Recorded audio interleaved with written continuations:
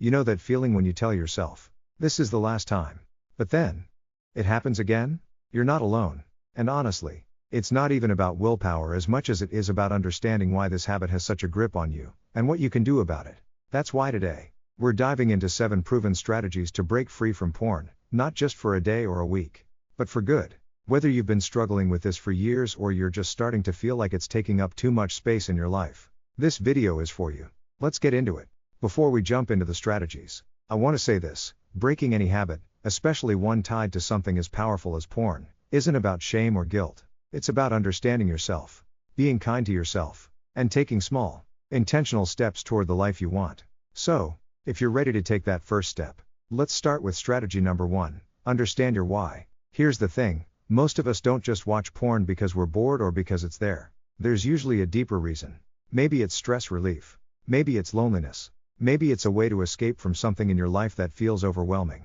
Whatever it is, understanding your why is crucial. Because if you don't address the root cause, you're just putting a band-aid on the problem. So, take a moment to ask yourself, what am I seeking when I turn to porn?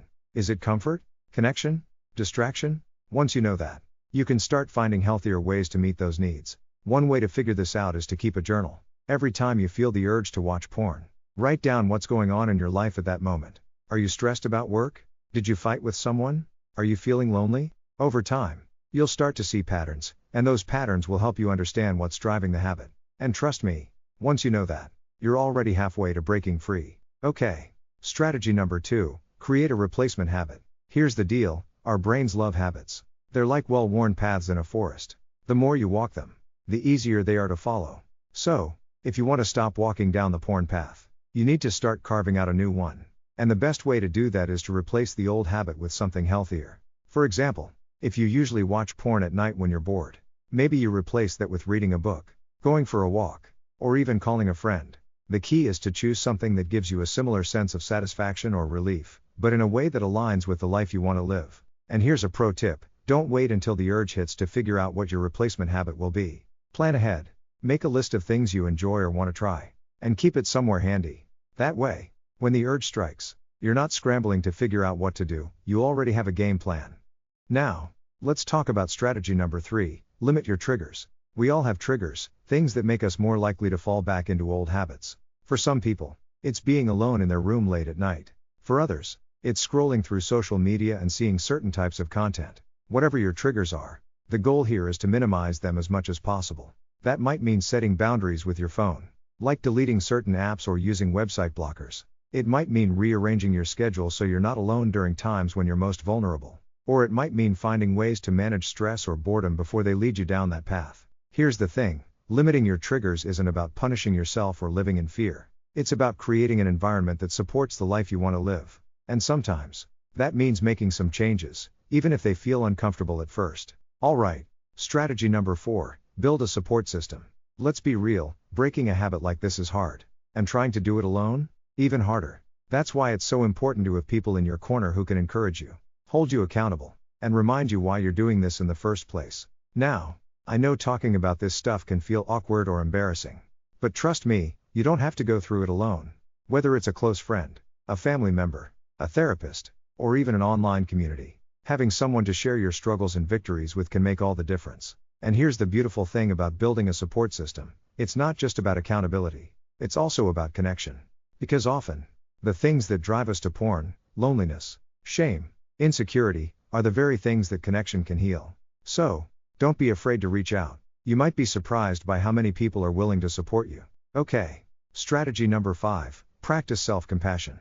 Let me say this loud and clear, beating yourself up for slipping up doesn't help. It usually makes things worse. Because when we're hard on ourselves, we're more likely to turn to old habits for comfort. So, instead of shaming yourself, try treating yourself with the same kindness and understanding you'd offer a friend. If you slip up, acknowledge it, learn from it, and move on. Remember, breaking a habit is a journey, not a straight line. And every step you take, no matter how small, is progress. One way to practice self-compassion is to reframe your thoughts. Instead of saying, "I'm such a failure," try saying, "I'm human, and I'm learning." Instead of focusing on what went wrong, focus on what you can do differently next time. And most importantly, remind yourself that you're worthy of love and respect, no matter what. Alright, strategy number 6, focus on the bigger picture. When you're in the middle of a struggle, it's easy to get caught up in the moment-to-moment battles. But here's the thing, breaking free from porn isn't just about saying no to something, it's about saying yes to something bigger. It's about creating a life that's so full of meaning, connection, and joy that porn doesn't even feel like an option anymore. So, take some time to think about your bigger picture. What kind of life do you want to live? What kind of relationships do you want to have? What kind of person do you want to be? And then, let that vision guide your choices. Because here's the truth, you're not just breaking a habit, you're building a life, and every step you take toward that life is worth celebrating. Which brings us to strategy number 7, celebrate your wins.